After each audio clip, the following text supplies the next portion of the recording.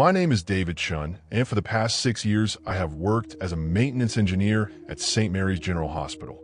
The job posting said night shift, excellent benefits, and specialized facility management. What it did not mention was that some areas of the hospital are not meant for ordinary maintenance. I learned about the real nature of my work 3 weeks into the job when my supervisor Marcus pulled me aside after my regular rounds and handed me a manila folder thick with documents. "David," he said, his weathered hands shaking slightly as he spoke, "you have proven yourself reliable during your probationary period. Tonight you begin your actual duties." The folder contained 7 rules printed on hospital letterhead, each one numbered and written in precise administrative language that somehow made them more unsettling than if they had been scrawled in crayon. Rule 1. Never enter the sub-basement alone. Always work in pairs and maintain visual contact at all times. Rule 2. If you hear voices speaking in languages you do not recognize, stop working immediately and return to the surface. Rule 3. All electrical work in the lower levels must be completed before midnight. After this time, the power grid becomes unstable.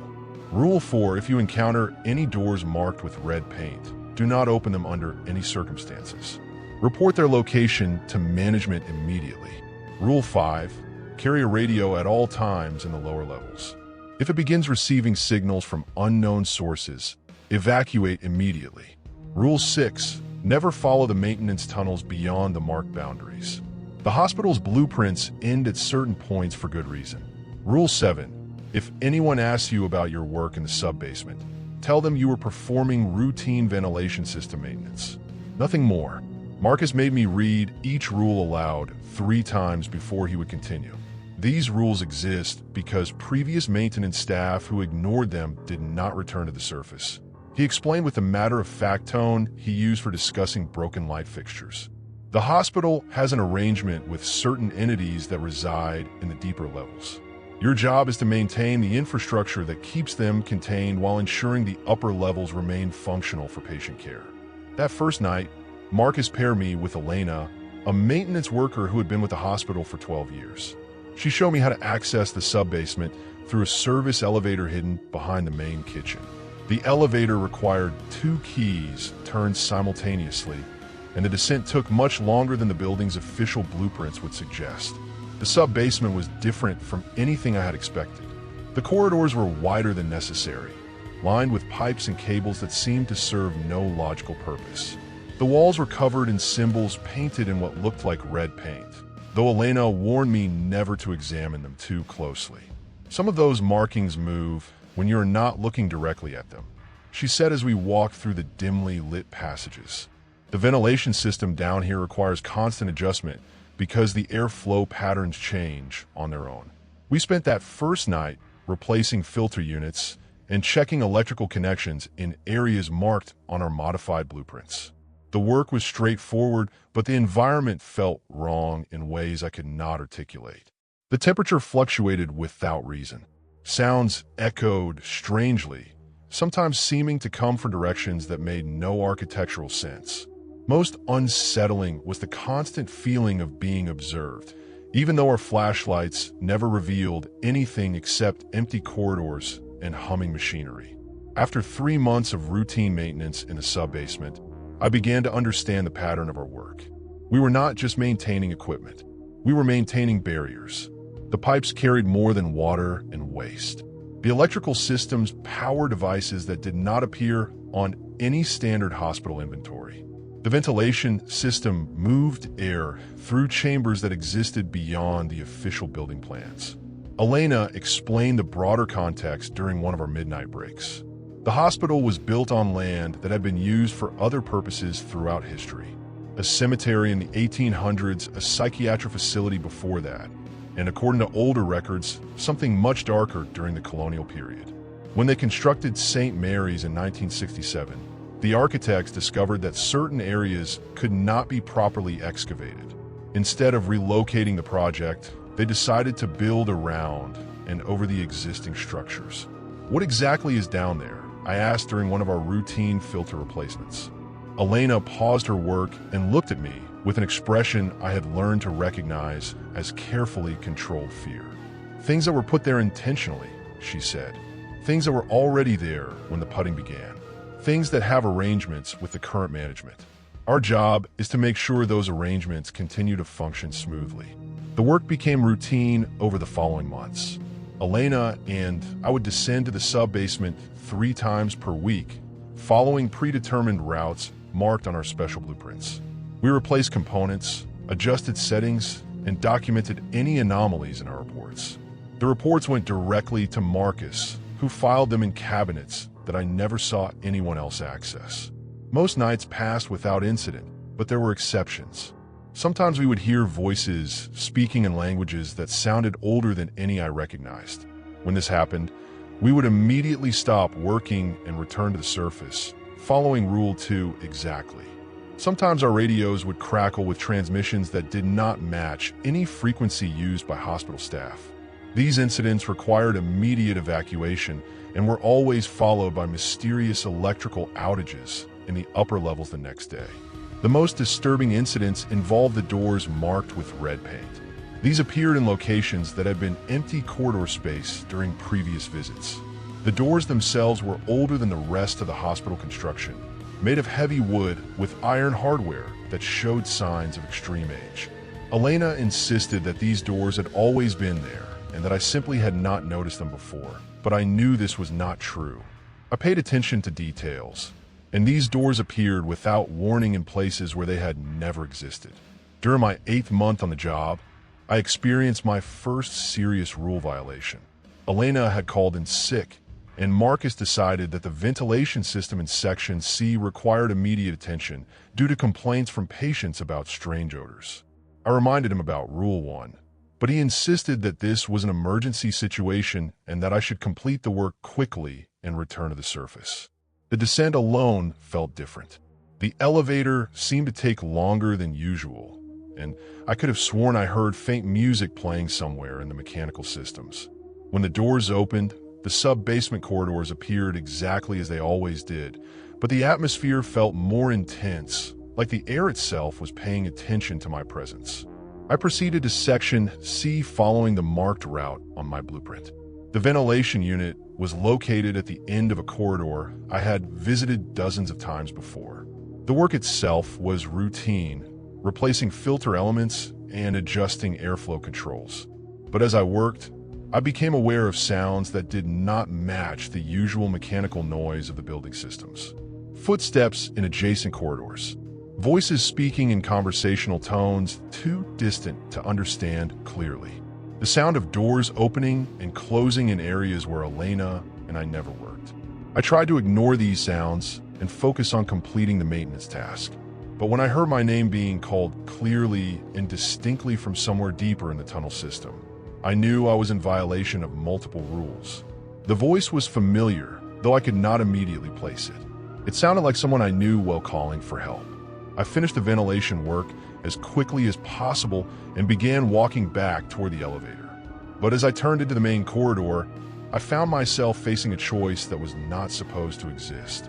The route back to the elevator led straight ahead, but now there was also a passage branching to the left that I had never seen before. My blueprint showed only the straight corridor, but the physical space clearly included the additional passage. Standing at this impossible intersection, I heard my name called again, more urgently this time, from the direction of the new passage. The voice was my sister's, the same sister who had died in a car accident 5 years earlier. I knew this was impossible. I knew I was experiencing exactly the kind of phenomenon that the rules were designed to prevent. But the voice sounded so real, so desperate, that every instinct I had screamed at me to investigate. I checked my radio. It was receiving only static. I checked my watch. It was 11:47 p.m., still within the safe operating window according to Rule 3. I made a decision that violated Rule 6 and followed the new passage. The corridor extended much further than the hospital's foundation should have allowed. The walls gradually changed from modern institutional construction to something much older. Brick and stone replaced painted concrete. The electrical conduits gave way to empty brackets that might once have held torches. The air grew colder and carried odors that reminded me of old libraries and forgotten basements. My sister's voice continued calling my name, always seeming to come from just around the next corner. I followed the sound deeper into the tunnel system, moving through chambers and passages that existed nowhere on any blueprint I had ever seen. The architecture became increasingly ancient, with carved symbols replacing painted markings and iron doors bound with chains replacing modern fire exits. After walking for what felt like hours but could only have been minutes according to my watch, I found myself in a large circular chamber. The ceiling disappeared into darkness above my head. The walls were lined with alcoves, each containing objects I could not clearly see in my flashlight beam.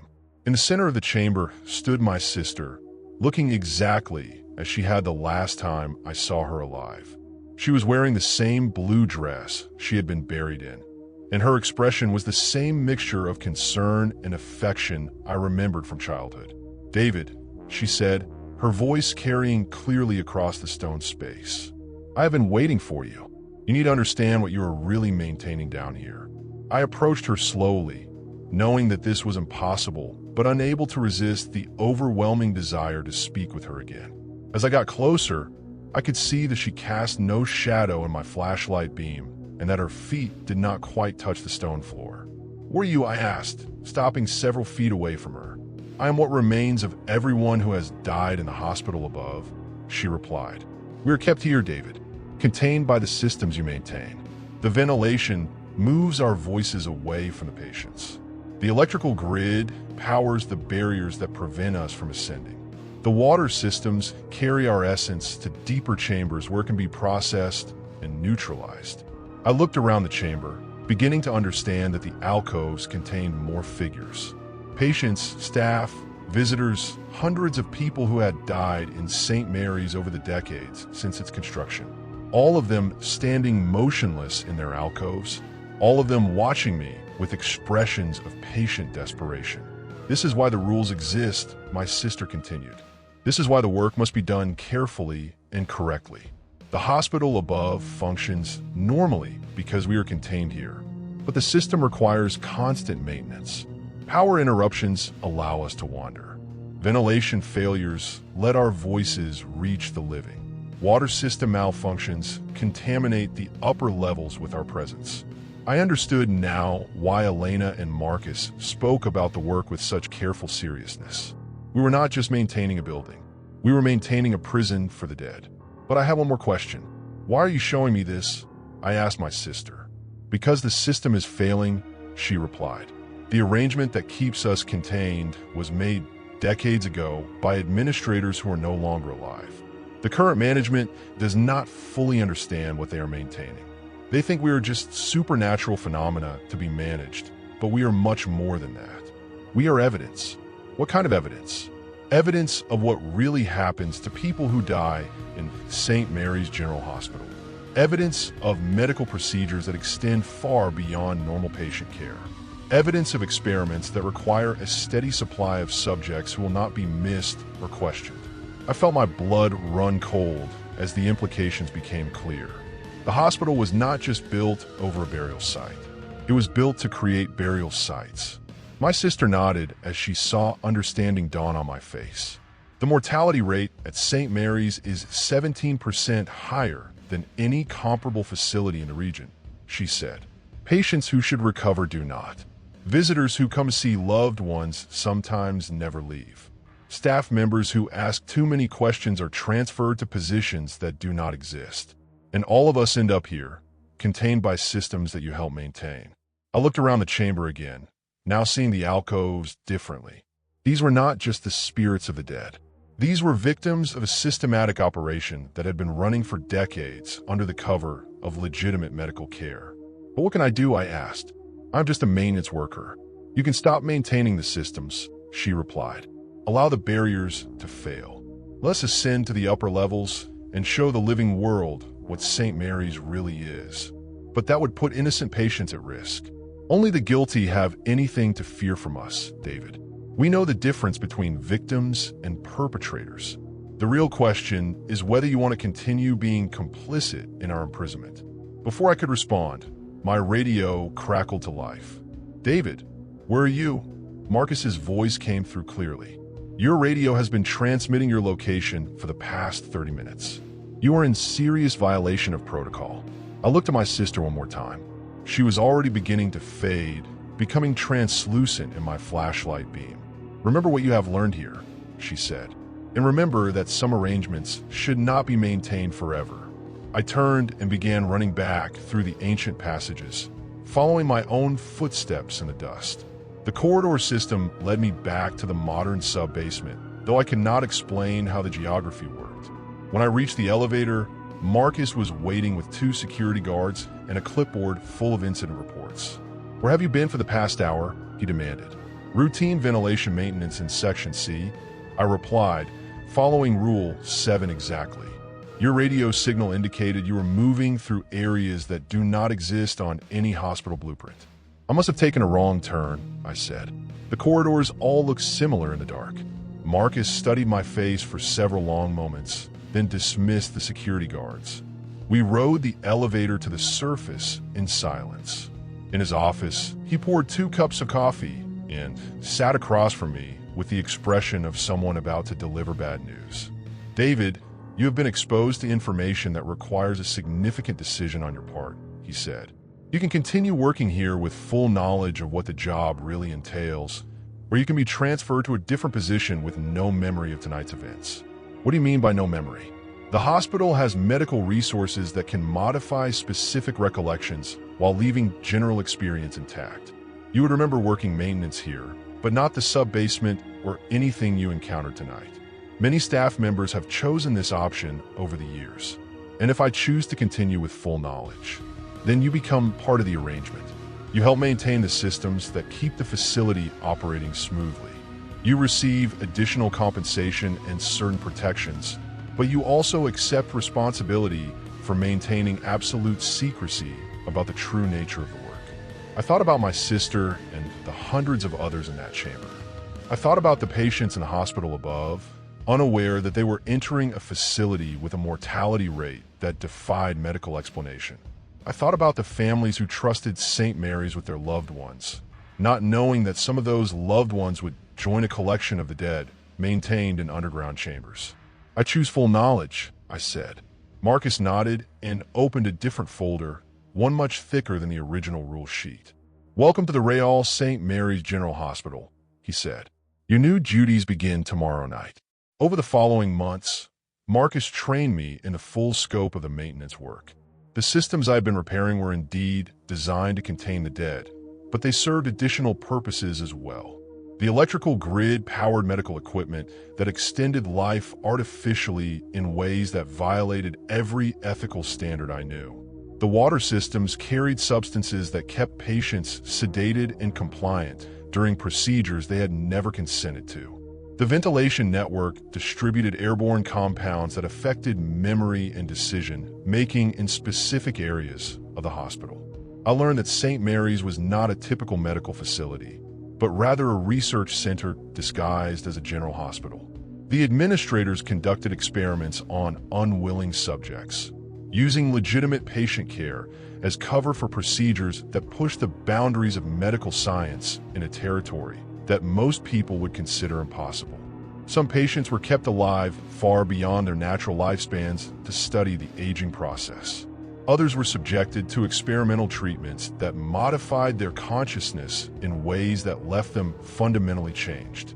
Still others simply disappeared, their deaths recorded officially while their actual fate remained hidden in the lower levels of the facility. My job was to maintain the infrastructure that made all of this possible. I kept the barriers strong enough to prevent the dead from interfering with operations above. I maintained the systems that kept patients docile and families unaware.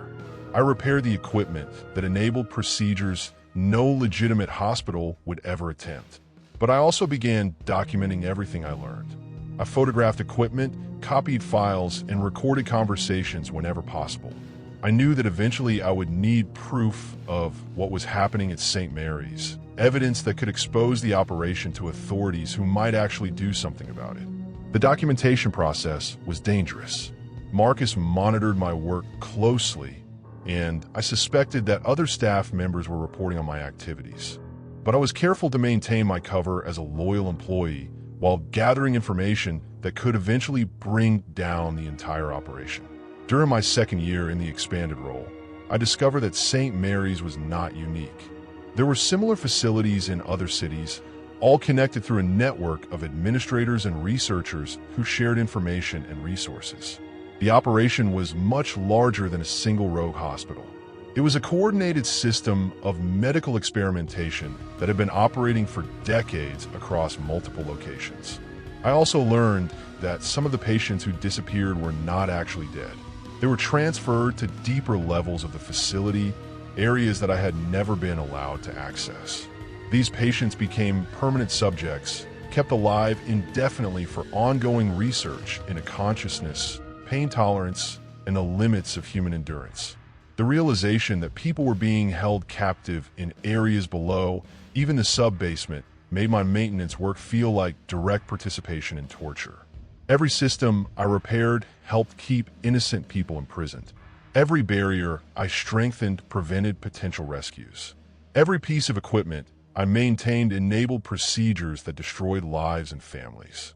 I began deliberately introducing failures into the systems I was supposed to maintain. Small problems at first, designed to look like normal wear and tear. Electrical connections that would loosen over time. Ventilation filters that would clog more quickly than expected. Water pressure regulators that would drift out of calibration. These minor sabotage efforts had cumulative effects. The barriers containing the dead became less reliable. Equipment in the experimental areas began failing more frequently. The systems that kept patients sedated occasionally malfunctioned, allowing people to regain consciousness at inappropriate moments. Marcus noticed the increased maintenance issues and assigned me to work longer hours to keep up with repairs. But each problem I fixed, I also created 2 new problems that would emerge weeks later. I was slowly undermining the entire infrastructure while maintaining the appearance of diligent work. The breakthrough came during my 3rd year, when I finally gained access to the deepest levels of the facility. Marcus needed someone to repair a critical system failure that threatened to shut down the entire experimental wing. The regular technician was unavailable, and the problem required immediate attention. He reluctantly gave me the access codes and additional blueprints that showed areas I had never known existed. The deeper levels were horrifying beyond anything I had imagined. Hundreds of people were kept in chambers that maintained their bodies while subjecting their minds to continuous experimentation. Some had been there for decades, aging slowly due to the artificial life support systems. Others were newer arrivals, still recognizable as the patients or visitors they had been before disappearing from the upper levels. I found records indicating that St. Mary's had processed over 3,000 subjects since opening. Some were terminated after their usefulness ended. Others remained active subjects indefinitely. All were documented only by numerical codes that revealed nothing about their original identities. Working in these deep areas, I discovered that the facility extended much further underground than even the modified blueprints indicated. There were levels below the levels I was accessing, and sound suggested that activities were taking place in those areas as well. The full scope of the operation was apparently even larger than I had realized. I spent 6 hours repairing the critical systems while secretly documenting everything I could with a hidden camera. The evidence I gathered during that visit provided definitive proof of medical experimentation on unwilling subjects, indefinite imprisonment of people reported as deceased, and a systematic operation that violated virtually every law and ethical standard I could name. When I returned to the surface, I knew that my time at St. Mary's was ending. I had enough evidence to expose the operation, but I also knew that the administrators would take extreme measures to prevent exposure. I needed to act quickly and carefully to get the information to authorities who could shut down the facility and rescue the victims. I copied all my documentation to multiple secure locations and prepared detailed reports for federal law enforcement agencies. But before I could deliver the evidence, Marcus called me into his office for what he described as a routine performance review. I knew immediately that my cover had been compromised. "David, we have been monitoring your activities for several weeks," he said without any pretense of normal conversation. "You have been documenting information that exceeds your clearance level and creating system failures that threaten the continuity of our operations." I maintained my professional demeanor despite knowing that this conversation would likely be my last. "I have been performing maintenance duties according to my assigned protocols," I replied. "Any system failures are the result of aging infrastructure and normal wear patterns." Marcus opened a file containing photographs of me working in unauthorized areas and transcripts of conversations he should not have been able to record. "We know you've been gathering evidence for some misguided attempt to expose what you think are improper activities. You do not understand the larger context of our work here. The research conducted at St. Mary's has advanced medical science by decades. The subjects you think are victims are contributing to discoveries that will save millions of lives in the future. That is not your decision to make," I said. "People deserve to know what risks they're accepting when they come here." Marcus nodded, as if he had expected this response. "Unfortunately, David, you have learned information that cannot be allowed to leave this facility. However, we are prepared to offer you a choice similar to the one you faced when you first learned about the sub-basement." I knew what he was going to propose, and I knew that neither option would actually result in my freedom. "You can accept a position in our deep research division, where you will continue your valuable work while helping advance human knowledge in ways no other facility can accomplish. Or you can be processed through our standard termination protocols, which will ensure that sensitive information remains secure." Before I could respond, alarms began sounding throughout the building. Marcus looked at his computer terminal, and his face went pale as he read what appeared to be system status reports. "The barriers have failed," he said, "all of them simultaneously. That should not be possible unless someone deliberately sabotaged multiple critical systems." I smiled as I realized that my months of small sabotage efforts had finally accumulated into cascade failure. Every minor problem I had introduced had come together at the same moment, overwhelming the entire containment infrastructure. Marcus grabbed his radio and began shouting orders to maintenance staff throughout the facility. But I could hear the uncertainty in his voice. The barriers had never failed completely before, and the administrators had no protocols for dealing with total system collapse. Emergency lighting activated as the main power grid became unstable. The ventilation system began moving air in directions that carried sounds from the deep levels up through the entire building. Most importantly, the containment systems that kept the dead trapped in the sub-basement had shut down completely. I looked at Marcus and spoke the truth that I'd been hiding for months. Those system failures were not accidents. I have been sabotaging the infrastructure since I learned what this place really is. By now, every major system in the facility is compromised beyond repair. Marcus stared at me with an expression of rage and disbelief, but before he could respond, the lights went out completely. In the darkness, I could hear sounds that had never before reached the upper levels of St. Mary's. Voices calling from the sub-basement. Footsteps in corridors that should have been empty. Doors opening and closing in areas that were supposed to be sealed. The dead were ascending, and they were bringing evidence of their imprisonment with them. I left Marcus in his office and walked through the darkened hospital corridors. Emergency power provided minimal lighting, but it was enough to see that the facility was transforming. Patients and staff were encountering manifestations they had never experienced before.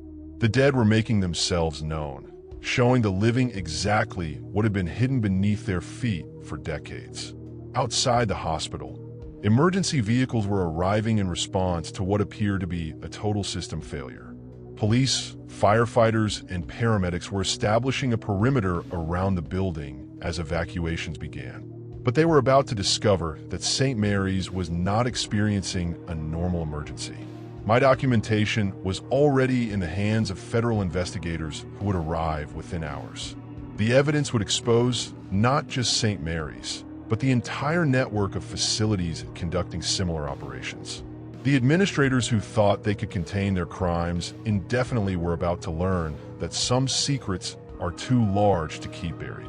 As I walked away from the hospital for the last time, I could see lights flickering in windows throughout the building. But these were not electrical lights.